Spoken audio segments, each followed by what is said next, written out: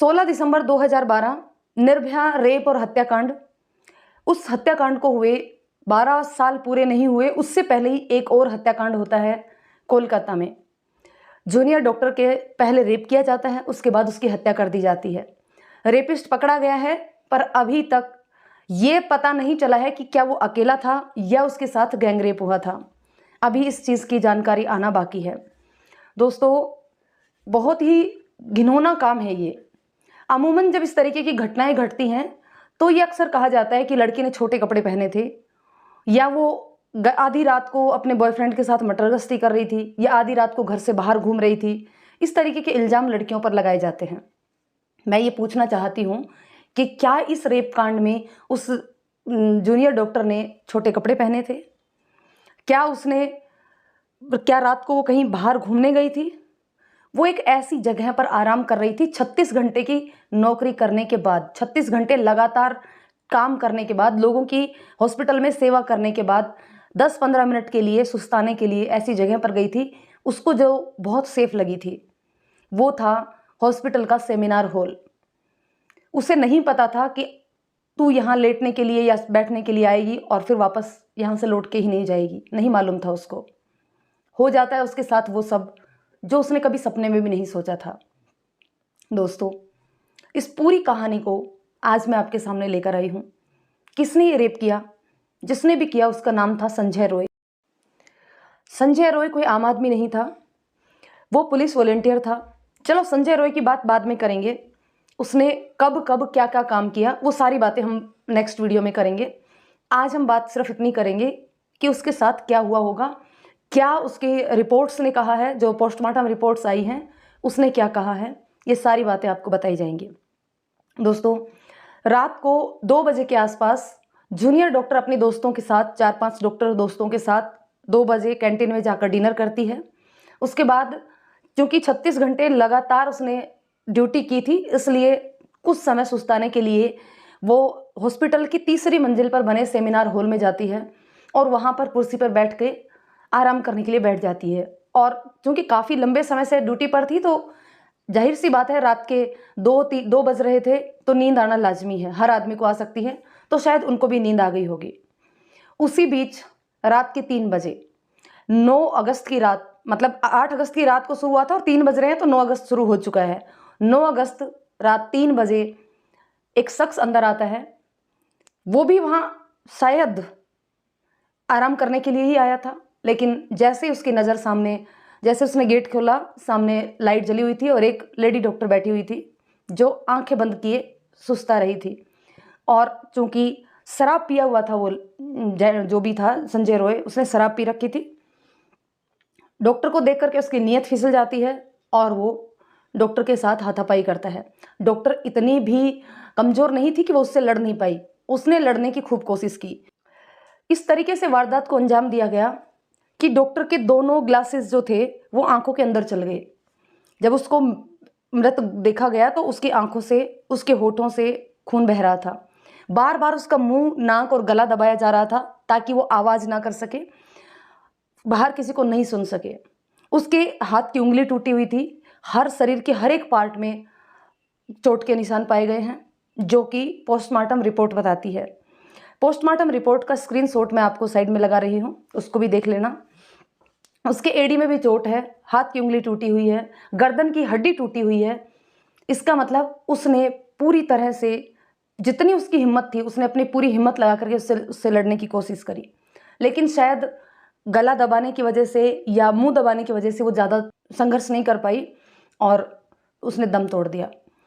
अब एक क्वेश्चन ये आता है कि रेप जो हुआ है वो उसके मरने से पहले हुआ है कि बाद में हुआ है, ये नहीं पता है।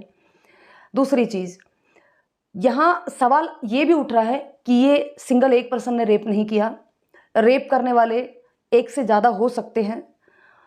दोनों, संजय रॉय और जूनियर डॉक्टर, दोनों के सैंपल, डीएनए सैंपल भेज दिए गए हैं। अब जांच होने के बाद ये पता चलेगा कि क्या इन दोनों के अलावा कोई तीसरा भी वहाँ था, क्योंकि डॉक्टरी रिपोर्ट के अनुसार जूनियर डॉक्टर थी, उसके प्राइवेट पार्ट में 151 मिलीग्राम सीमन मिला है, जो किसी एक अकेले बंदे का नहीं हो सकता, ऐसा डॉक्टरों का कहना है। तो इससे ये पता चलता है कि शायद रेपिस्ट एक से ज़्यादा भी हो सकते हैं। अगर एक से ज़्यादा हो सकते हैं तो फिर वो और बाकी थे वो कौन थे? हम नेक्स्ट वीडियो के पार्ट में आपको ये पूरी जानकारी देंगे, पूरी बात एक एक करके बताऊंगी कि संजय रॉय ने कब क्या क्या किया था।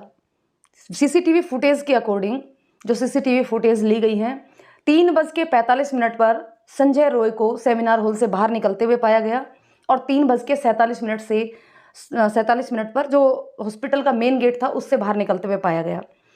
कैसे पता चला कि ये संजय रॉय ही था? जब सुबह सीनियर बाकी सारे डॉक्टर्स ने वो वापस ड्यूटी पर नहीं आई तो जाकर के देखा तो वहाँ पर उनकी लाश पड़ी हुई दिखी। सबसे घटिया बात क्या है, जो हॉस्पिटल है वहाँ से उसके घर पे फ़ोन जाता है कि आपकी बच्ची की तबीयत ख़राब है और वो गंभीर स्थिति में है, आप प्लीज़ हॉस्पिटल पहुँच जाइए। जब हॉस्पिटल पहुँचते हैं परिवार वाले तो उनको बताया जाता है कि आपकी बेटी ने डिप्रेशन में आकर के आत्महत्या कर ली। सोचने वाली बात यह है कि इतना बड़ा जघन्य अपराध होने के बाद भी उसको आत्महत्या जैसा नाम दिया जाता है ताकि हॉस्पिटल पर कोई आंच ना आए, हॉस्पिटल की बदनामी ना हो। और सरकार भी हॉस्पिटल को पूरी तरह से सुरक्षा देने में लगी हुई है। जो ये संजय रॉय है ये पुलिस के साथ मिला हुआ था, इसलिए इसको किसी भी तरीके का कोई डर नहीं था। ये जाता है और जहाँ पर पुलिस वालों की चौकी के पास पुलिस के रात को रुकने की जगह होती है वहाँ पर ये अमूमन सोया भी करता था और 4 बजे बाद वापस जाकर के सोता है। सुबह जब पुलिस वाले वहाँ पर पहुँचते हैं तो इसके कपड़े बदले हुए थे, यानी कि इसने रात को जाकर ही अपने कपड़े धोए हैं, लेकिन जूते धोना भूल गया शायद, इसलिए जूतों पर भी खून के निशान मिले हैं। और सबसे जो अहम सबूत मिला है वो मिला है उसका नेक बैंड। घटनास्थल पर नेक बैंड मिला, जो वहाँ पर जब नेक बैंड को किसी डिवाइस से कनेक्ट किया गया तो वहाँ पर किसी भी डिवाइस से वो कनेक्ट नहीं हुआ। पुलिस ने उसे जब्त कर लिया और फिर जब जाकर के संजय रॉय के वहाँ जाते ही उसका मोबाइल जब्त करके जैसे ही नेक बैंड को कनेक्ट किया वो तुरंत पहली बार में ही कनेक्ट हो गया। इससे ये साफ साफ पता चलता है कि वो नेक बैंड संजय रॉय का ही था। अब जनता जवाब ये मांग रही है कि क्या संजय रॉय अभी ऐसे ही खुला घूमेगा? मैं अपना व्यू देती हूँ। मेरा व्यू किसी भी व्यक्ति या किसी भी उससे प्रभावित नहीं है। ये मेरा पर्सनल व्यू है कि ऐसे दरिंदों को कड़ी से कड़ी सज़ा मिलनी चाहिए, उन्हें नपुंसक बना दिया जाए और उनको ऐसी फांसी की सज़ा उनके लिए पर्याप्त नहीं है, क्योंकि फांसी के बाद तो वो मर जाएंगे। उन्हें नहीं पता कि क्या दर्द उसके माँ बाप ने झेला है। उनको ऐसी सज़ा मिलनी चाहिए कि नेक्स्ट टाइम जब भी कोई इस तरीके का मानसिक रोगी अगर इस तरीके की घटना को अंजाम देने के बारे में सोचे तो सोचते ही उसकी रूह कांप उठे। आप सभी इस चीज़ के बारे में आवाज़ उठाएं और दूसरी बात, अपने घर के बच्चों को समझाएं। सबसे ज़्यादा महत्वपूर्ण बात यह है कि हम हमेशा लड़कियों को ही इस चीज़ का जिम्मेदार ठहराते हैं। इस कोलकाता रेप कांड में लड़की की कोई किसी भी तरीके की गलती नहीं थी। क्यों ना हम अपने घर के लड़कों को ये समझाएं। हमें अपने घर के लड़कों को ये सब सिखाने की बहुत ज़्यादा ज़रूरत है कि उनकी देखो, घर में जब भी कोई बच्चा इस तरीके की हरकत करता है माँ बाप को पता होता है। ये जो संजय रॉय है इसकी पूरी हिस्ट्री मैं आपको नेक्स्ट पार्ट में ज़रूर बताने वाली हूँ। ये सच में एक मानसिक बीमार व्यक्ति था। 4 शादियाँ इसकी हो चुकी थी। इसका मतलब ये साफ साफ है कि ये बहुत ही घटिया किस्म का इंसान था। अब सवाल ये उठता है कि जब पुलिस को आसपास के सभी लोगों को इसके बारे में पता है कि ये किस प्रकार का इंसान है, जबकि पुलिस को इसके बारे में नहीं पता था, ऐसा कभी नहीं हो सकता। लेकिन अगर पुलिस को पता था तो पुलिस ने वॉलंटियर के रूप में इसी को क्यों रख रखा था? क्या कारण था? इन सभी पूरे केस में कोलकाता पुलिस भी कटघरे में आती है।